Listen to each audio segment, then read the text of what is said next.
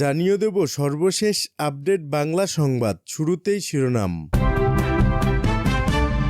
আজ হোক কাল হোক আমি ক্ষমতা ফিরে পাবই, তারপর মজা দেখাবো, বললেন সাবেক প্রধানমন্ত্রী শেখ হাসিনা। হাসিনা গুম হয়েছে আল্লাহ তাআলার নির্দেশে বলে মন্তব্য করলেন মির্জা ফখরুল।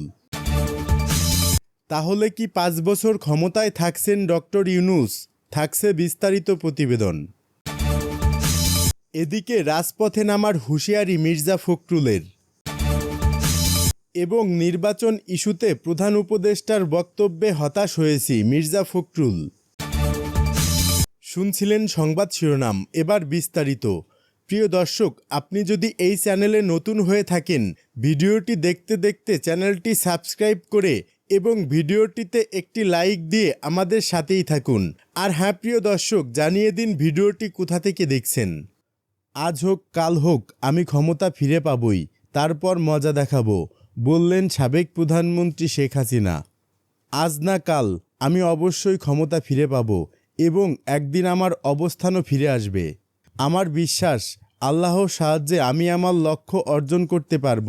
যেসব ট্রাস্টের মাধ্যমে মানুষের টাকা আত্মসাৎ করা হয়েছে, যেমন ইউনূস ফাউন্ডেশন, ইউনূস ট্রাস্ট সহ আরও হাজারো ট্রাস্ট, সেগুলি বাতিল করে দিয়ে সব টাকা গরিব মানুষের হাতে তুলে দেওয়া হবে। গ্রাম অঞ্চলের অসহায় মানুষদের জন্য আমি সব কিছু দান করব, এটাই আমার প্রতিজ্ঞা। আমি যা বলি তা আমি করতে পারবো, কারণ আমার আত্মবিশ্বাস আছে।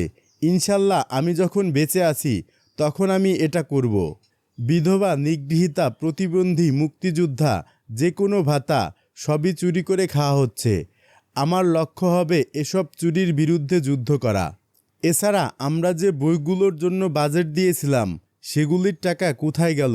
বই ছাপানোর জন্য যে অতিরিক্ত 700 কোটি টাকা নেওয়া হয়েছিল, তা নিয়ে তদন্ত করা হবে। দুর্নীতি দমন কমিশন কি করেছে? তারা মামলা করেছে, কিন্তু কেন তা কন্টেস্ট করেনি? যদি তারা সত্যই সৎ হতো তবে তারা কোর্টে যেত। এখন আমাদের সকল নেতা ও কর্মী এক হয়ে জ্ঞানের আলোয় এদের বিরুদ্ধে প্রতিরোধ গড়ে তুলতে হবে। কেউ একে অপরের অপেক্ষায় বসে থাকবেন না। যে যেখানে আছে সে সেখানেই নেতৃত্ব দিবে। আমি জানি এই দেশবাসীকে সাথে নিয়ে আমরা এক হয়ে থাকব এবং সব ধরনের চক্রান্তর মোকাবেলা করব। দল ভাঙার চেষ্টা চলছে। আওয়ামী লীগ যদি ভাঙে তাতে কোনো ক্ষতি হবে না। আওয়ামী লীগ তার আদর্শ নিয়ে থাকবে এবং বাংলাদেশের মানুষের ভাগ্য শুধু আওয়ামী লীগের মাধ্যমে বদলাবে। আমরা জানি আওয়ামীর আদর্শ এবং দলের নীতি ছাড়া বাংলাদেশের কেউ জনগণের ভাগ্য পরিবর্তন করতে পারবে না। বাংলাদেশের মানুষের কাছে একমাত্র আওয়ামীর আদর্শই রয়েছে। আমি জানি সকল নেতাকর্মী, মুক্তিযুদ্ধের সমর্থকরা এক হয়ে জনমত সৃষ্টি করবে। আজকে যদি আমরা এক হয়ে এগিয়ে যাই, জনগণের জয় হবে। আমি বেঁচে আছি বলেই বলতে পারি, এটাই আমাদের সবচেয়ে বড় শক্তি। এখন আমার কথার সময় এসেছে। আমি যেখানেই যাই আমার মন বাংলাদেশের সঙ্গে থাকে। আমি প্রতিটি এলাকায় মানুষের সঙ্গে কথা বলি এবং এটাই আমার সত্যিকারের কাজ। যদিও আমি বহুবার জেলে গিয়েছি, কিন্তু আজকে যে কথা বলার সুযোগ পাচ্ছি সেটাই আমার কাছে সবচেয়ে বড় পাওয়া। সবাই ভালো থাকুন, সুস্থ থাকুন। যারা জেলে আছেন তাদের জন্য আমার সহানুভূতি এবং যারা প্রিয়জন হারিয়েছেন তাদের জন্য আমার আন্তরিক সহমর্মিতা। তাহলে কি 5 বছর ক্ষমতায় থাকছেন ডক্টর ইউনূস? ডক্টর ইউনূস নিয়ে সার্জিস আলমের মন্তব্য বাংলাদেশের রাজনীতিতে নতুন আলোচনার জন্ম দিয়েছে। একজন নোবেল বিজয়ী, যিনি দীর্ঘদিন ধরে রাজনীতির বাইরে ছিলেন, বাংলাদেশের সংকটে ছাত্রদের অনুরোধে অন্তর্বর্তী সরকারের দায়িত্ব গ্রহণ করেছিলেন। এখন সেই ছাত্রদের একজন মুখপাত্র হঠাৎ করে ডক্টর ইউনূসকে প্রধানমন্ত্রী পদে দেখতে চাওয়ার ইচ্ছা প্রকাশ করেছেন। এটি নতুন রাজনৈতিক বাস্তবতার ইঙ্গিত বলে মনে করছেন অনেকেই। এই ঘোষণার মাধ্যমে তরুণ সমাজের একটি বড় অংশ নতুন আশা দেখছে।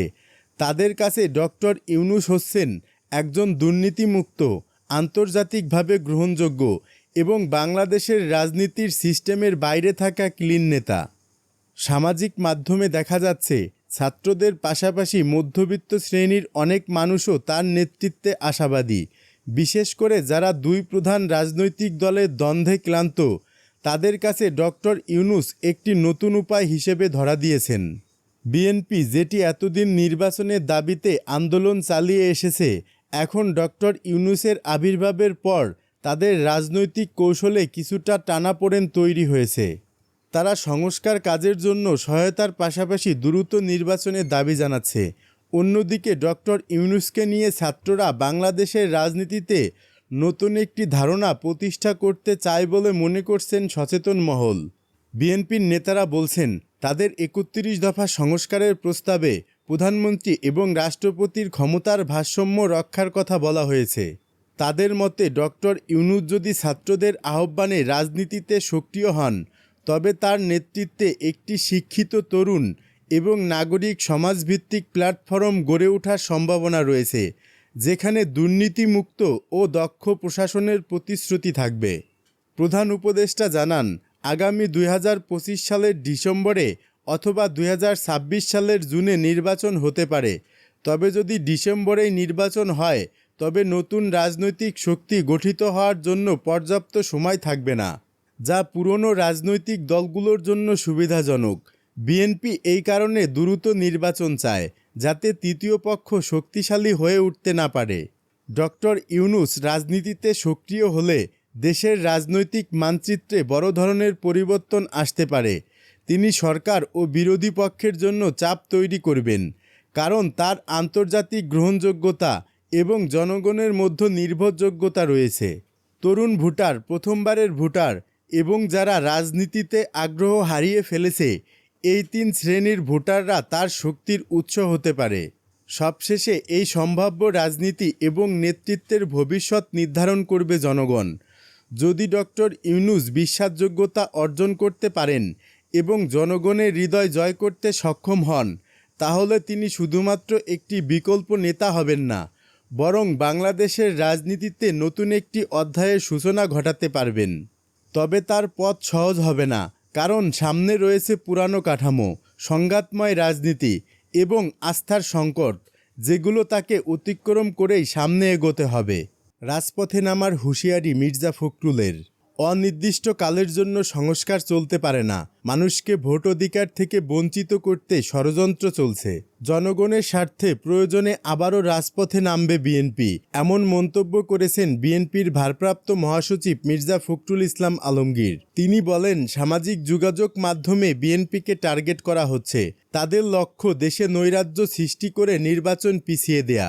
এছাড়াও ভুল ব্যাখ্যার মাধ্যমে বিভাজন সৃষ্টি করতে চায় ষড়যন্ত্রকারীরা।